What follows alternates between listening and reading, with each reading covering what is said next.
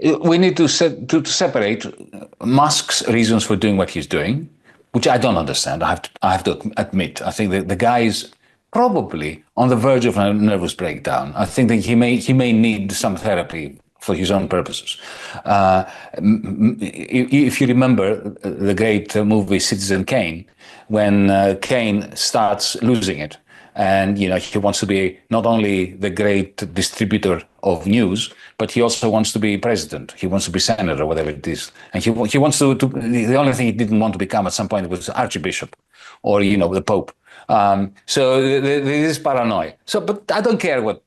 I'm not in the business of minding Musk's soul. But the point you are raising, Marin, is central. It's the reason why DiEM25 exists, because Europe is bunk. We created DiEM25 because in 2015, 2016, it became absolutely obvious, evident, self-evident, that it is a faulty political and economic design, especially after we created the common currency. We have effectively created the circumstances that will maximize the magnitude and depth of economic crisis, of social crisis, of political crisis, while at the same time removing all the shock absorbers, the social programs and the social support programs that would ameliorate these crises. So and the result is, we were saying, remember, back in 2015, 2016, that Europe will either democratize or by 2025, and thus the 25 in DiEM25, this whole thing called the European Union is going to start disintegrating with immense political, social, ethical, of course, technological costs. And this is what is happening. So, in Europe now, there's no government in Germany, there's no government in France. The Austrian government has just not even convened. Holland has a government which they can't be proud of, with the Geert Wilders party effectively having the prime ministership. Italy is in the hands of a neo-fascist. The greatest hope of the liberal establishment, Emmanuel Macron, is effectively a lame duck facing an early retirement. And the most interesting thing is that the greatest, if you want, organizational mind in Europe from the establishment point of view, Mario Draghi, the former head of the European Central Bank and former Italian Prime Minister, who came out with a proposal which is interesting. I mean, at least it's a sensible, rational, bourgeois, liberal proposal for what needs to be done in Europe, that he was paid millions in order to produce by European taxpayers. He tabled that proposal a few months ago, and it's already in the dustbin. It's already been confined to the dustbin of history by the leaders of Europe. So that I think explains why any Musk around the world, any sort of deranged ultra-rightist with a smidgen of power, can poke fun at the Europeans, and can I mean, it is absurd that it is an issue that Musk wrote an op-ed in Die Welt. Who cares? And the only reason why we care is because we feel so insecure as a result of having allowed the European Union effectively to become non-viable and a clear and present danger for humanity, not just for Europeans. But we are the stupid continent that is going to play a very significant role in destabilizing the globe. So good to be hearing and listening to Cory, because so far, for a while now, we've been reading each other's books, we have been endorsing each other, promoting each other's books.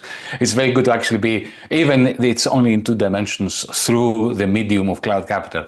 It's great, Cory, to be on the same timeline and, not just exchanging text messages. Look, the only reason why we're talking about Elon Musk and not Jeff Bezos or Zuckerberg presently is because he has become the de facto vice president of the United States. He purchased a very cushy position in the administration. It was an amazing and astonishing investment. For a couple of $100 million, he's made a couple of $100 billion, actually more. I don't think there is a better return to one's dollar than what he has already achieved. Okay, so this is why we're talking about him. I personally don't care at all if he writes an op-ed in Die Welt about his support of the AfD. I believe in free speech. if he wants to support the poor excuses for human nature in the German elections, let him do it. I don't think this is what is worrying. It's not just him, of course. There is a gentleman that you all know, Peter Thiel, that he has also ingratiated himself.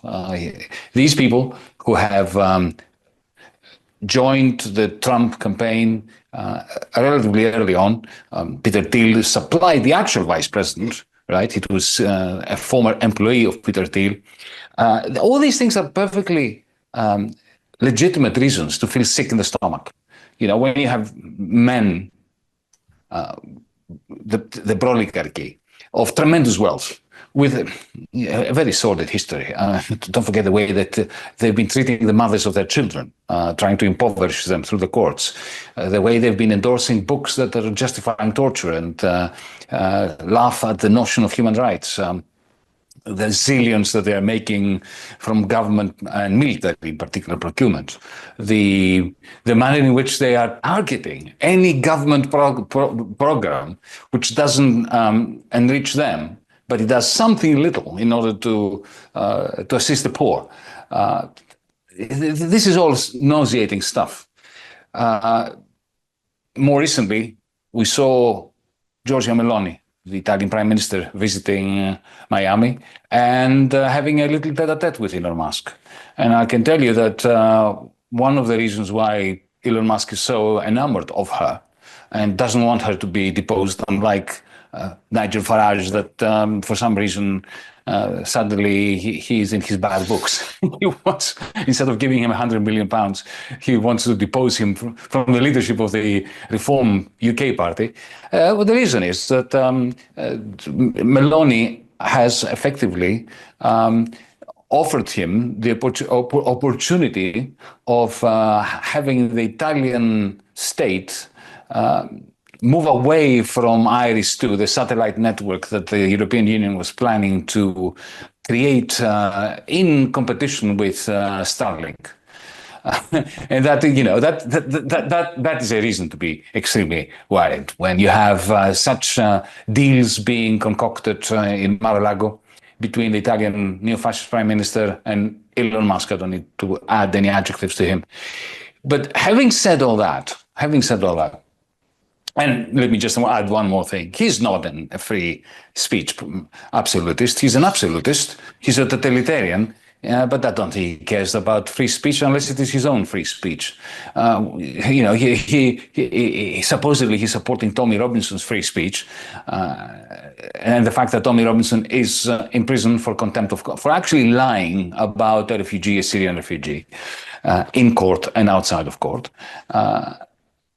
But when Julian Assange was rotting in the Belmarsh high security prison, Elon Musk said not one word, because for him, a man who is convicted of nothing should rot in prison if he does against the interests of the CIA, of the NSA, of the Pentagon, and of Elon Musk.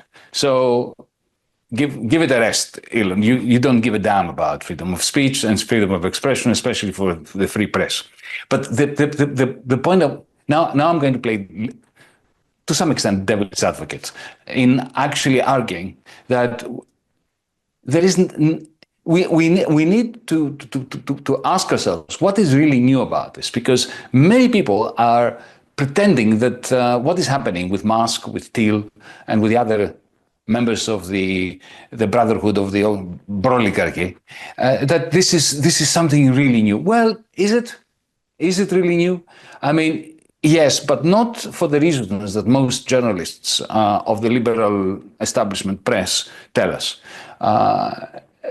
John D. Rockefeller, he headed a dynasty that makes Musk look an amateur.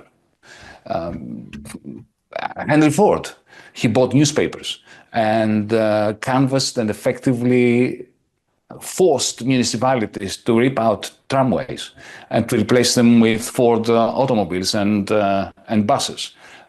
Thomas Edison electrocuted famously an elephant at Coney Island just to demonstrate that Westinghouse's direct current electricity was dangerous, whereas alternating current was dangerous, whereas Edison's direct current wasn't. Big business has always enjoyed a revolving door kind of relationship with government. Remember that Bill Clinton appointed Rubin, the CEO of Goldman Sachs, to the Treasury as his Treasury Finance Minister, in order effectively to remove all and every shackle that was since the 1930s holding back Goldman Sachs from doing effectively committing the crimes that they committed immediately after the Clinton administration allowed them to do this. And then Obama brings the same person back in order to bail out the same banks after the 2008 collapse that these bankers had created. So we have to keep all this in mind. But here's how I'm going to complete this long thought. There is one thing which is new, and that is the new form of capital that these people actually possess. Everybody knows that I call it cloud capital. It's not a produced means of production, it's a produced means of behavioral modification.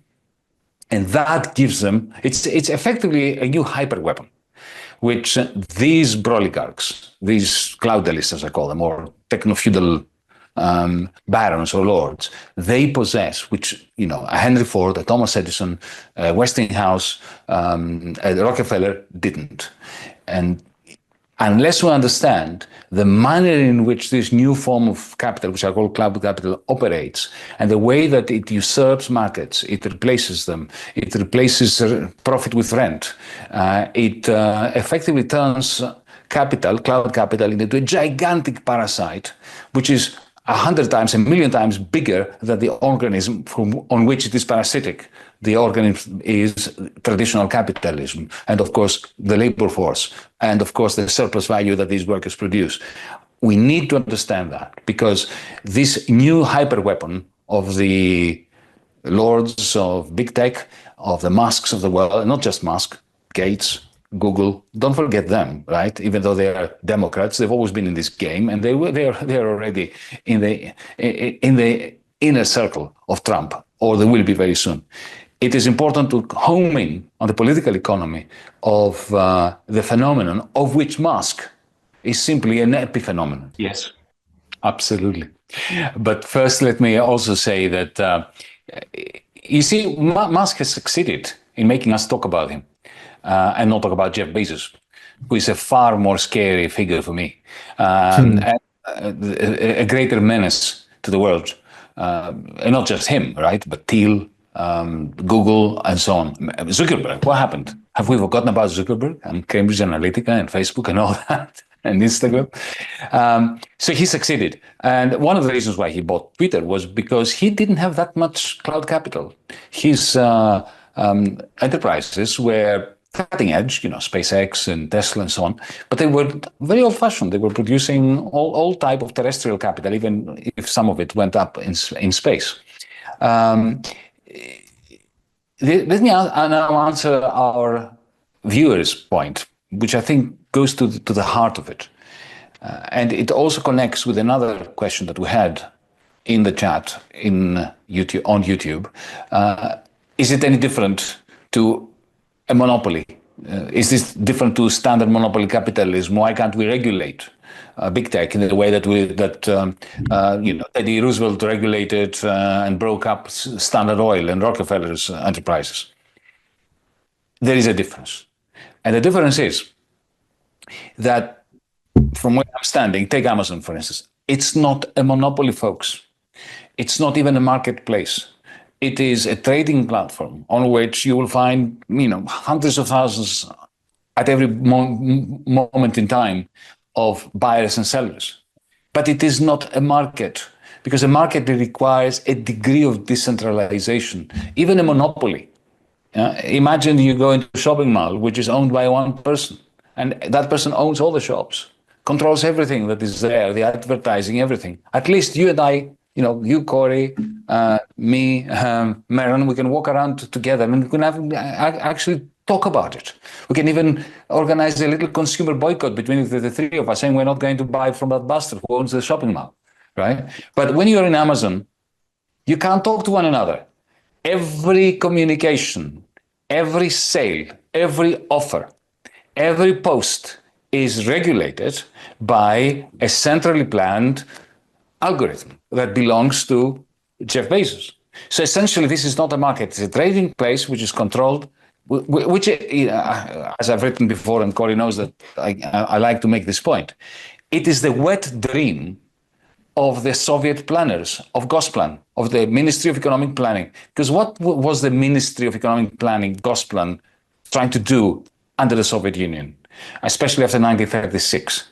They were trying to replace the market, especially after they got rid of the new economic policy of Lenin and so on. They wanted to replace the market with a bureaucratic system, a cybernetic kind of algorithmic process by which to match individual consumers with individual producers or with factories or with farmers. And saying to the factory that made shoes, we want so many shoes, color black, these sizes, at these prices. And then match these shoes with the demand from the consumers. Okay, to replace the market. Now, this is exactly what the algorithm of Amazon does. The difference is that under the Communist Party of the Soviet Union, at least there was some pretense that this was done for the purposes of maximizing social welfare. Whereas in the case of Amazon, it's not even a secret. The algorithm is optimized for one purpose, to maximize the likelihood that Jeff Bezos will extract the maximum rent from each transaction and the maximum amount of free labor from each one of us who posts and reviews and does stuff on Amazon.com. Right? So this is not a monopoly. I call it a cloud fiefdom. You can call it a digital fiefdom or a digital platform which is feudal in nature, because this guy doesn't produce anything of the stuff that you buy on Amazon.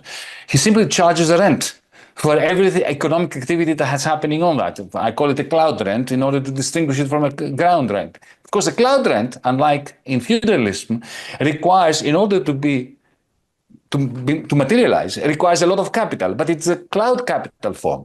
It is of the algorithm type which modifies what we do. It doesn't. Corey is right. They will never succeed. Thankfully, they will never succeed in brainwashing us, in making me want to buy, a coffee machine if I don't like coffee. They will never be able to do that.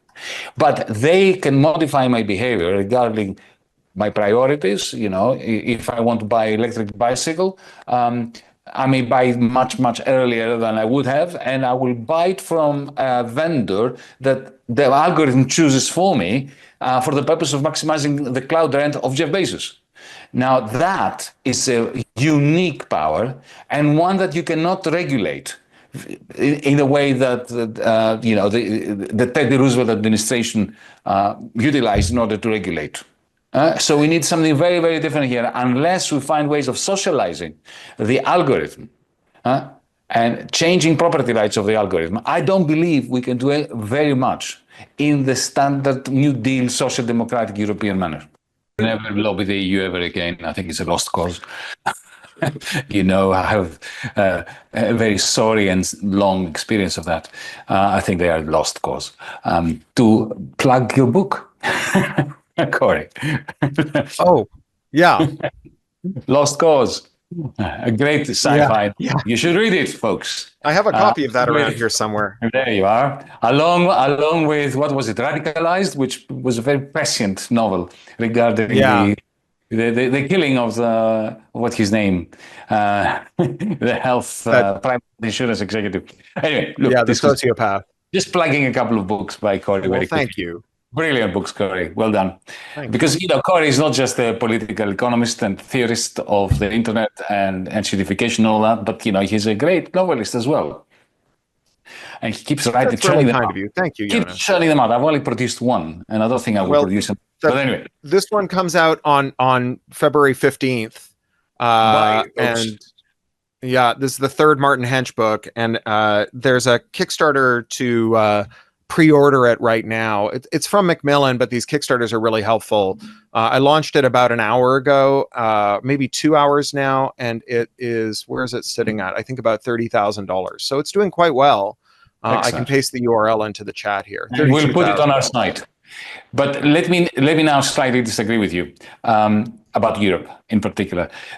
Before disagreeing, I will agree that we need to be very hopeful on the prospects of what I call techno rebellions, of using technologies in the ways that you have already outlined in order to counter the exorbitant power of what I call cloud capital. There's no doubt about that. And it's already happening in Africa, it's already happening in various places in the United States, but it's only the very beginning. We cannot be triumphalists about that because it's only tiny little chinks in the armor of big tech.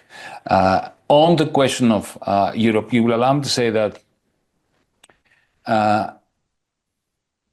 yes, I see your point that Brussels should go all out against Silicon Valley, because we didn't do in Europe what the Chinese did. The Chinese erected a huge Chinese wall and they created their own.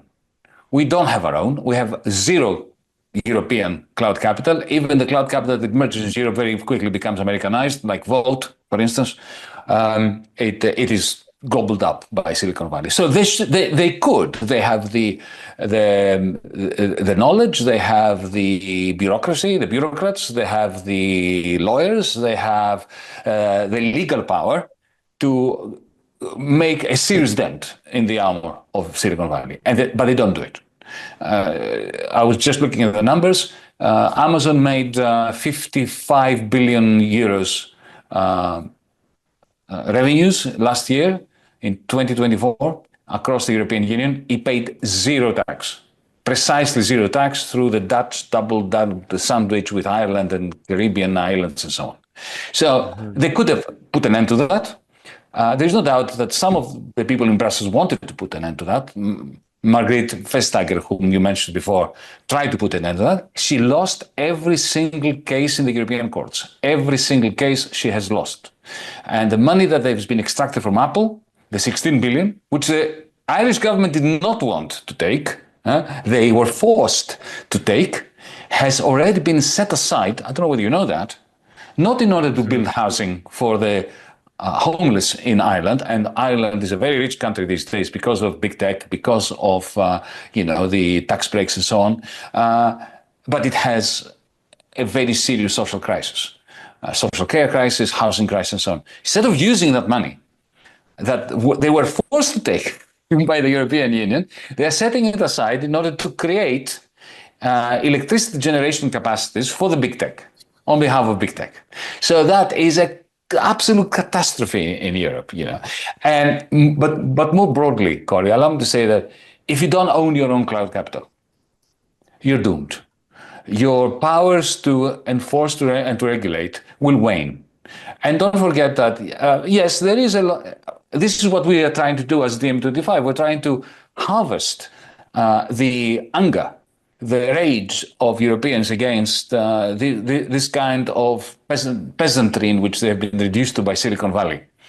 We try to utilize it in order we try to give it creative ways of expressing itself through policy, through serious thinking, not through just blatant anger. But at the very same time, there is a very large, silent, idiotic majority out there in Europe, let's be honest about that, who don't give a damn.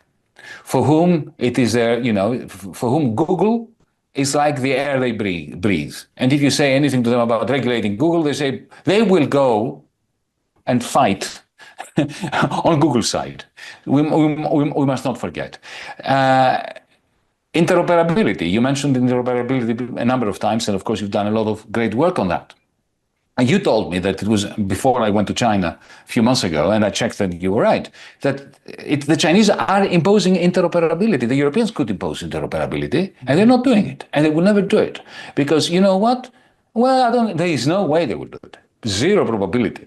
I mean, these people, the ones representing the balance of power in the European Parliament today, because they are utterly in the pocket of Wall Street on the one hand and Silicon Valley on the other. They simply do not have the capacity. Let me put it this way. One of the great powers of cloud capital is that it can poison the conversation.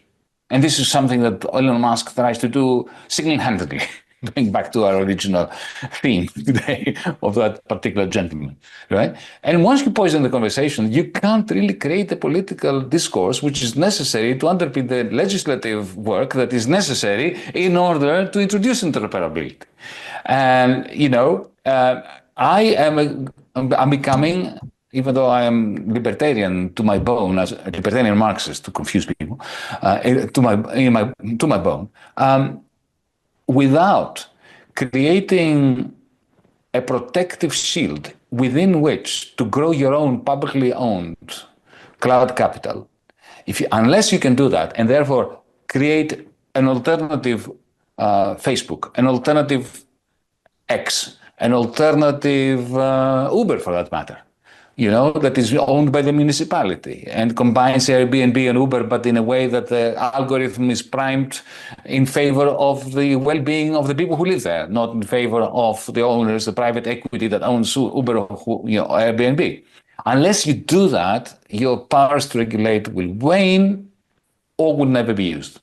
Well, it's been a delight sharing this platform with Cory. Thank you, Marilyn. Thank you to everyone who has been watching. I'm afraid I've got some bad news for you, Cory. Margrethe Vestager, whom you obviously appreciate, she's been fired. I know. And she's been fired at the behest of big tech. And the gentleman that has replaced her is also there at the behest of big tech in order not to continue, anything that annoys them. So, anyway, let me make the point that just answer the question of, or actually giving an example of what we can do. As Cory said, boys and girls, ladies and gentlemen, the reason why we have an urgent need for democratic politics is that on the basis of voluntarism and individual action, nothing is going to change. No progressive move is going to be completed, even if it is attempted. This is not a question of scratching each other's backs and doing things to ameliorate our personal ego or the pain that we feel for living in a world that is grossly irrational and wastes so many opportunities that we have as humanity. This is why we need democratic politics, right? And an example of that, which in a way combines traditional forms of political action, of trade union activity with big tech, and a large and very necessary dose of transnationalism or internationalism, is the campaign of the Progressive International, hashtag Make Amazon Pay. It's been running now for a few years. It is a pilot program. The idea of Make Amazon Pay was initially to try to create a rolling strike which is transnational and aims at one of these big tech companies, in this particular case, Amazon. It starts with the first light of day during Black Friday in warehouses in Vietnam, and then moves to Bangladesh, to India, to Germany, to New Jersey, and finishes off in Seattle. If we manage to combine these rolling strikes of Amazon workers with a campaign of solidarity, like, for instance, don't visit Amazon.com at all for one day, which is no skin off your nose, literally and metaphorically.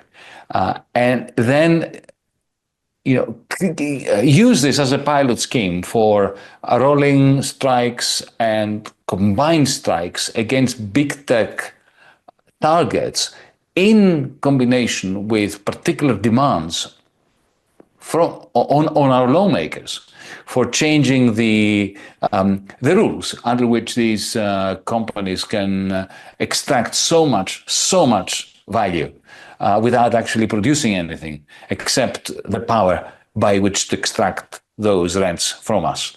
That, I think, is a good way of ending the night by